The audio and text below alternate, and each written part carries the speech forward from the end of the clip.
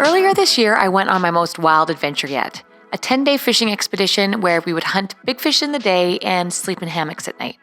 Packing for an adventure like this is a pretty big deal, so I thought I'd make this separate video showing what went into the preparation. Vaccines are a big part of travel when it comes to going into the jungle. Hey Joy, I'm just looking to get a package through Global Rescue. As is some sort of evacuation plan in the event of a medical emergency or political unrest. I'm going to need travel insurance. I'm going to need medical evacuation. This is probably a good time to also add that not a single part of this video is sponsored. No gear, services, or even the trip itself was comped. So I thought I would share what I'm packing for this trip just because it's no joke. I mean, I've been packing and preparing for this trip for months now. I've been to the jungle before, so I know how important it is to have your wits about you and really to be prepared.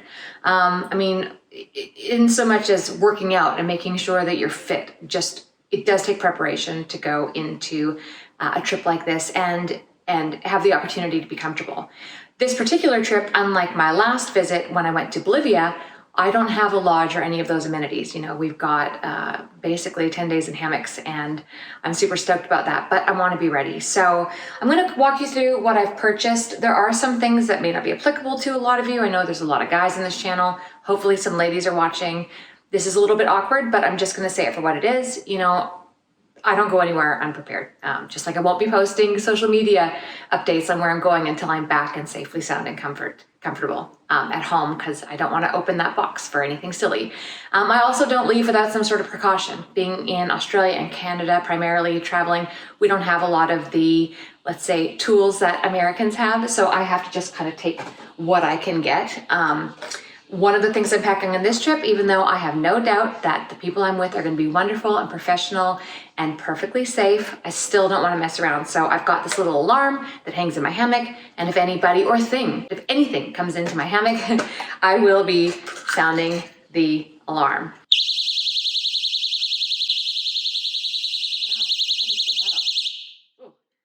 Note to self, it requires the other button to shut it off. Good trial run. Good talk. Okay, let's get serious though for the rest of you. So basically, just to save time, I won't start packing it all in my bag now, but I'm packing the big Yeti bag. I need something waterproof. I can hear my daughter coming upstairs to see what has just happened. Hang on. I'm safe, it's all good. So I'm packing the Yeti bag. I just want to be waterproof. So I've got the Pango 100, but I also have the backpack. Something else to consider is lost luggage. You know, I've been there, done that. It actually happened quite recently. It sucks. So all of the essentials that I can carry, I'm taking on my back with me. Things like my satellite phone, things like my Grail water bottle. We'll talk about some of that stuff after. But also a little bit of extra clothing. Like I said, or may have said earlier, really clothing for this trip is the least of my worries. I could go in with 2 outfits and wash them and be fine for 2 weeks. I'm not worried about clothing. But anyway, enough talking, time to show. So, pants, shirts and sports bras, coffee, and snacks. And snacks, I eat a lot of protein, so just a lot of protein stuff and stuff that's high caloric and really gonna help me out if I get in a pinch or just straight up get hungry. All my toiletries. So I know this looks like a lot of toiletries, but I've got, you know, one of those dehydrated towels. Everything in here is packed specifically to be rehydrated and really come to life after it's touched water. Same thing with tissues on our packing list. We're supposed to bring toilet paper. Again, been there, done that. Don't want to mess around. Worst case scenario, I'll leave it behind. Maybe there'll be fire starters. I don't know. But you know, all of the basic essentials nowadays. Invisalign, don't even get me started. Solar panel, just to be able to charge. I am going to be videoing this video for you and would like to just make sure that I've got some sort of a backup. So this Goal Zero panel, it does take forever to charge things, I'm not going to lie, but I travel with this everywhere because it is very handy. So I like to have my own water. I don't like to rely on people anywhere when it comes to water. So I've got this to fill up. I've got all of my purification tablets, and I've got one of those Grail water bottles. Let me quickly show you in case you've never heard of it, because it may just save your life. So again, this is not a review video. No, none of this is sponsored. And also, I am a paying client on this trip. I want to make that clear as well. This is not a comped trip. I have paid for this trip.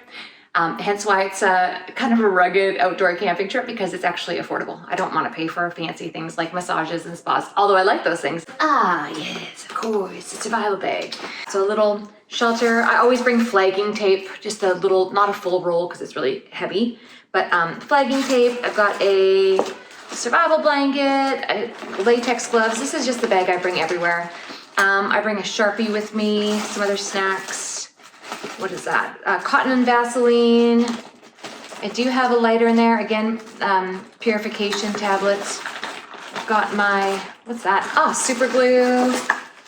This. If you watch my videos, you know I don't really leave anywhere without it. I like to throw sparks. So just have that handy. Obviously I'm lazy, so I have a lighter as well. But this thing, how cool is this? Apparently, if you get lost, you basically catch the light and you can try to flag down help. So look, for the sake of whatever it weighs, it's absolutely worth it. And then I always just usually try to wear a paracord with a compass in it. So let me put this aside, show you what else I've got. Goal Zero, again, I just love their products. This is my flashlight that I take absolutely everywhere. Not only is it a charger, I prefer to use it for actual light. You can, I don't want to use battery, but you can use it as your flashlight, but also a lantern. It's got a little hangy bit. I take this thing with me everywhere I go. Now, my Iridium satellite phone, it is expensive to keep it active, but this has saved me in so many scenarios. I actually planned my wedding on it when I used to guide on the Dean. That is not to say that it saved me, but it has actually saved me with a number of other things. So I try not to go anywhere without that. That's all charged up and organized with a SIM card. Electronics are going to be going in a separate bag. We'll talk about that later. Bugs. So I don't do DEET, but on these trips, I sure as hell do. So DEET and other bug stuff. Medical. Now, this does look bulky, and it is, but it is really, it's there not only for myself, but also for other people on this trip. So everything from electrolytes to foot fungal cream and powders and rash cream, wraps, lozenges, all the things that you should see in your first aid kit. If you have, scissors. If you watched that interactive live event we did with Taylor from Fins West, it is a total game changer. So thank you very much, Taylor. You really saved me when it comes to first aid. What else? Undies. I've got one for every day. That is kind of my little luxury to myself. I could wash my undies, but when they fit in a bag this small, why not treat yourself? Okay, the sewing kit, also a big sewing kit, but again, that is probably the second item, like my second most useful item that I've had has been a sewing kit. It is just, they work wonders. How embarrassing, but necessary. So Shiwi, this is not a Shiwi, this is a pee sport. I have been trying it in my shower to make sure that I can do it without dribble, but because I am in a hammock, and I admit I've asked Sam, the organizer, to put my hammock in the middle of all the guys, because I've been in the jungle and have run into guides who have been pulled out of there. One of these guys had been pulled out of his tent. He was all scarred up like this. A jaguar ripped him out of his, I don't know if it was a tent or just a sleeping bag or off the ground, but while he was sleeping, this jaguar basically dragged him out, and the rest of the guys speared it to death, but he almost didn't make it, and I just don't want that to happen. So I'm not going to be getting out to use the bathroom. Plus, in the jungle, when I got out last time and went pee in the dark, I stepped in an ant's nest and it was hell. So I will not be doing that again. I will be using this pee sport in my hammock and just emptying it out in the morning. Sunglasses, nightlight. I will find it. I've got 3 of them packed. Are photos of my daughter and my husband.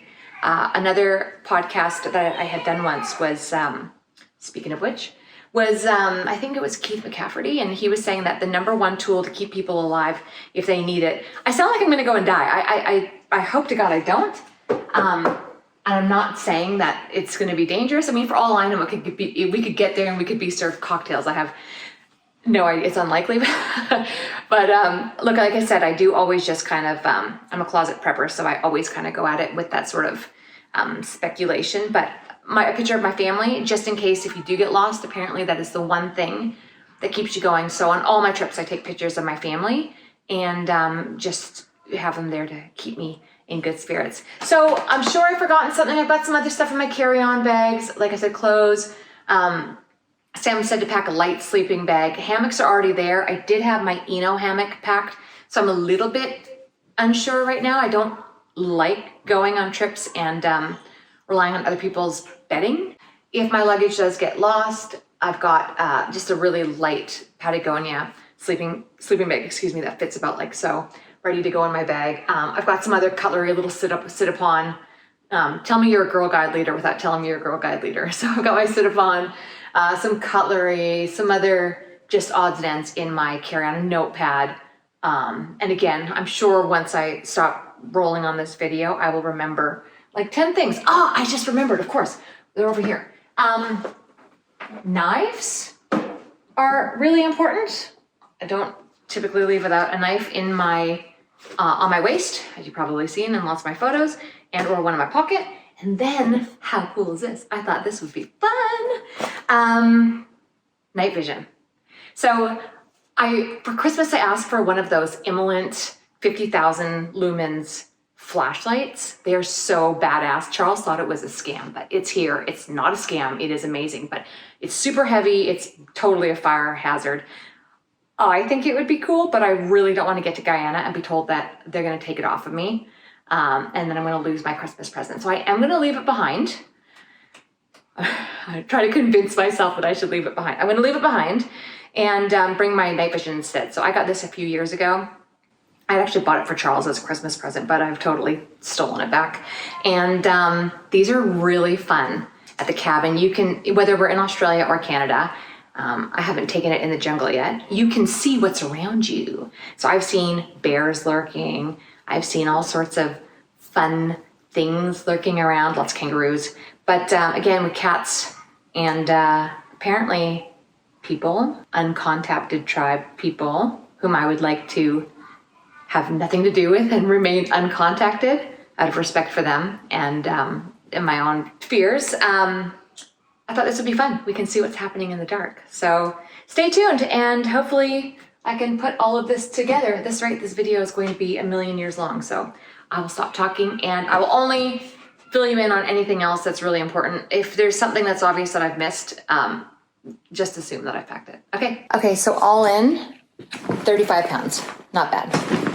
Not bad. As mentioned, some sandals just in case my bag gets lost and some clothes that I vacuum sealed. So there are, I think, 3 outfits in here.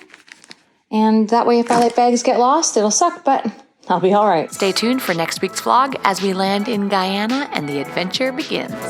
I'll also include a downloadable packing list that includes not only the stuff that I've shown you here, but also the fishing gear that we packed for this particular trip. Just remember that there are different species in different parts of the world. So this is what we used in Guyana, but if you're going to, say, Bolivia, etc., you might need slightly different gear.